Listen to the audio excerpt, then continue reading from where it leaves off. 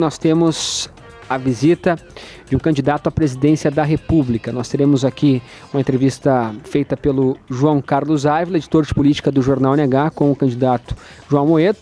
E a gente vai ter esse espaço para os demais candidatos à presidência com tempo destinado de 10 minutos. João Ávila, boa tarde. Boa tarde, JP. Boa tarde, ouvintes. A gente já está aqui agora com o candidato João Amoedo. Candidato, em primeiro lugar, obrigado pela sua presença aqui em Novo Hamburgo, na Rádio ABC, Web TV Jornal NH. E eu já lhe faço uma pergunta. Numa eleição onde os eleitores estão praticamente tomando o papel dos candidatos, né? Ou seja, estão discutindo mais do que os candidatos, que tipo de risco isso traz para a democracia? Olha, primeiro dizer que é um prazer estar aqui no ABC Online, conversando com vocês. Eu acho que é importante um alerta que eu acabei de fazer agora, a gente estava num evento aqui em Novo Hamburgo, muito feliz de estar aqui novamente. Nós não podemos correr o risco de polarizar uma eleição já no primeiro turno, transformar um segundo turno, trazer o segundo turno para o primeiro, né?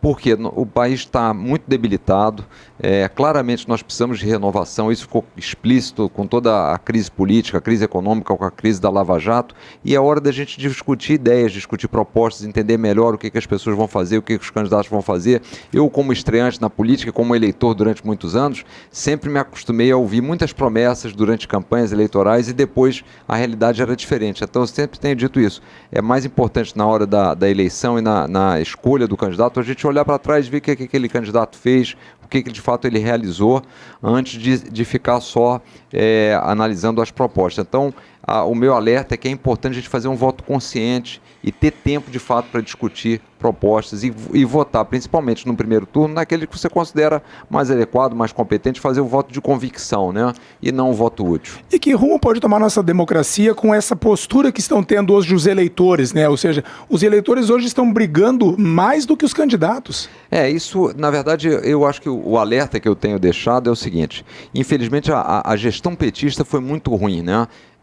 Nós tivemos aí uma série de envolvidos do Partido dos Trabalhadores presos, o próprio ex-presidente condenado, assistimos aí mensalão, petrolão, e uma das coisas que o Partido dos Trabalhadores sempre fez foi dividir a sociedade, o famoso nós contra eles.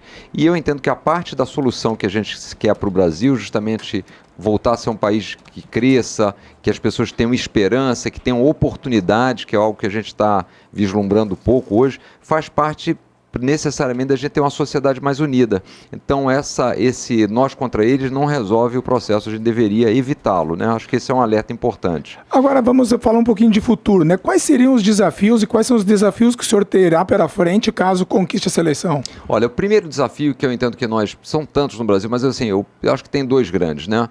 O primeiro é colocar o Brasil de volta na rota do crescimento e o segundo é segurança. O Brasil hoje está o 9º país no ranking de quantidade de homicídios a cada 100 mil habitantes. Nunca tivemos nessa posição, é lamentável, mais de 64 mil assassinatos. E no ranking do crescimento, por quê? O Brasil esse ano vai crescer alguma coisa como 1,5%, enquanto o resto do mundo vai crescer próximo a 4%. Ou seja, não existe crise externa, que sempre em alguns momentos no passado isso existiu, hoje nós temos um problema aqui dentro. E por que a gente não consegue crescer? Basicamente porque falta liberdade econômica, o governo não tem suas contas equilibradas e nós precisamos melhorar a produtividade com a educação de melhor qualidade. Então, o que a gente gostaria? Fazer o dever de casa, enxugar privilégios, mordomias, benefícios, equilibrar as contas públicas, reforma da Previdência. Segundo aspecto, dar mais liberdade. A gente hoje estamos aqui falando Novo Hamburgo, um lugar que é empreendedor e por natureza, mas tem muitas dificuldades por conta da carga tributária, da insegurança jurídica, da complexidade do sistema de impostos, da burocracia. Tudo isso contribui para o Brasil deixar de crescer, então nós temos que alterar isso aí. E a terceira perna desses três, o terceiro pilar, é justamente melhorar a nossa educação, especialmente o ensino básico, fundamental e a capacitação técnica. Num primeiro momento, como estancar essa recessão para que o Brasil volte a crescer de imediato num patamar que possa trazer um fôlego para daí sim projetar o futuro? É importante o presidente eleito dar sinalização primeiro, da segurança jurídica. Então, muitas vezes eu tenho visto alguns candidatos dizendo, não, eu vou revogar a lei tal, vou revogar a reforma que foi feita. Isso é muito ruim, porque traz uma insegurança para quem quer investir, para quem quer montar seu negócio. E, ao mesmo tempo, o Estado brasileiro também tem dificultado quem quer investir, porque quem quer investir precisa de recursos. E o Estado brasileiro, como não consegue fechar suas contas, acaba demandando recursos da população para fechar as suas contas e impede que esse recurso pudesse ir para uma atividade produtiva. Então, eu diria que a sinalização que a gente gostaria de fazer é, primeira coisa, ter uma equipe técnica, não mais do que 12 ministérios, com gente competente fazendo a gestão, para mostrar que a sinalização é diferente. Segundo, também cortar nossas próprias privilégios de mordomia. Só para lembrar, o Congresso brasileiro hoje custa 29 milhões de reais por dia, né? Mais de 10 bilhões por ano. Os candidatos, por exemplo, do Novo vão cortar, já se comprometeram a cortar metade do número de assessores, metade das suas verbas de gabinete. Então, com isso, você referenda. E temos que colocar, até para equilibrar as contas, na pauta aí do dia, uma reforma também da Previdência, que hoje é insustentável. Pois é, e qual é a reforma da Previdência ideal no seu ponto de vista? Olha, eu no primeiro momento eu faria uma mais simples, na linha do que vinha sendo discutido já, que é aumentar a idade limite para aposentadoria, ter um tempo também determinado de contribuição, desvincular a indexação da aposentadoria do salário mínimo e deixá-la pela inflação, e principalmente também ter regimes semelhantes para o funcionário da área pública e para o funcionário da área privada. Só para lembrar para quem está nos assistindo, no ano passado o déficit do funcionário da área privada foi alguma coisa como o déficit unitário de R$5 mil, e o déficit do funcionário da área pública foi de algo como R$78 mil, ou seja, 16 vezes maior. Então, esse é um problema, uma desigualdade enorme, e a Previdência quase que se tornou hoje um programa de transferência de renda dos mais pobres, pagando a aposentadoria de quem mais tem. Mas talvez não faltou, então, a habilidade do atual governo, quando apresentou a reforma da Previdência, não trouxe essas informações, porque o que acontece? A informação que se tem é o seguinte, né, o trabalhador da iniciativa privada logo vai ser penalizado, porque ela entra de imediato, enquanto o trabalhador do serviço público só a partir do próximo concurso. Eu entendo que faltou a quem expôs isso, ao governo atual, duas coisas. Teve um problema de comunicação e também, que a gente tem assistido aí, um problema de credibilidade, né? Foi um governo que, do ponto de vista legal, assumiu legitimamente.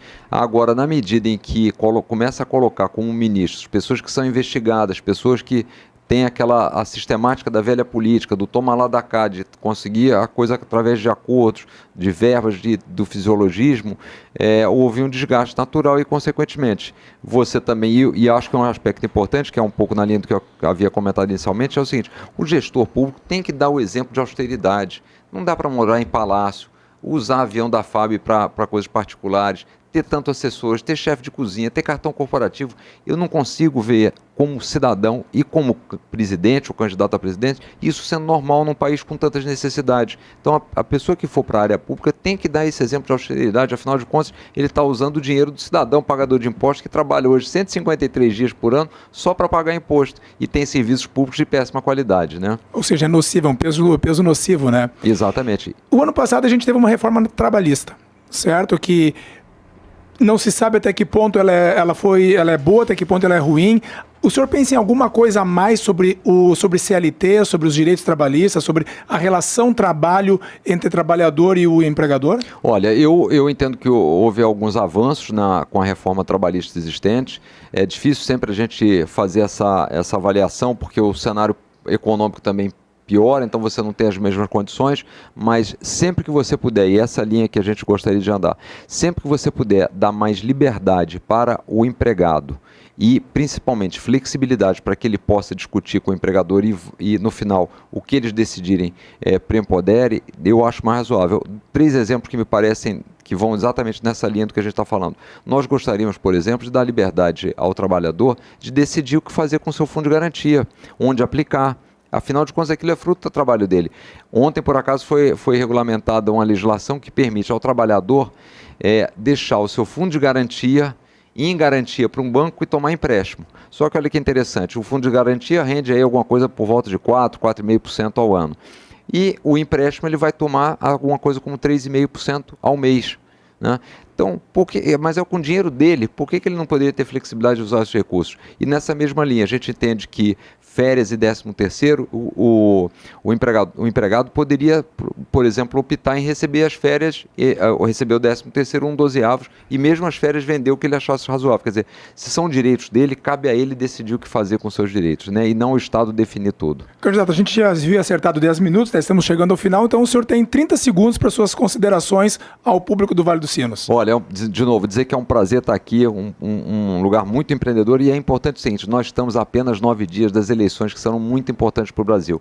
É importante nós fazermos o voto consciente, pesquisarmos, escolhermos o candidato, para de fato trazermos renovação. A gente no Novo tem dito sempre o seguinte, dificilmente as mudanças que a gente quer virar dos políticos que a gente tem, por isso é importante renovar na política para a gente ter resultados diferentes. Obrigado então, João Amoedo, JP. Esse João Amoedo, candidato à presidência da República pelo Novo, o primeiro candidato, na condição de candidato, que vem aqui nos estúdios da Rádio ABC, e a gente lembra que abre esse espaço para os outros que vierem aqui também até o dia da eleição. Ele que está em agenda por Novo Hamburgo, agora continua no Rio Grande do Sul, vai a Passo Fundo daqui? Vamos para Passo Fundo e amanhã voltamos para Porto Alegre. Então a gente agradece a presença dele aqui, JP, contigo.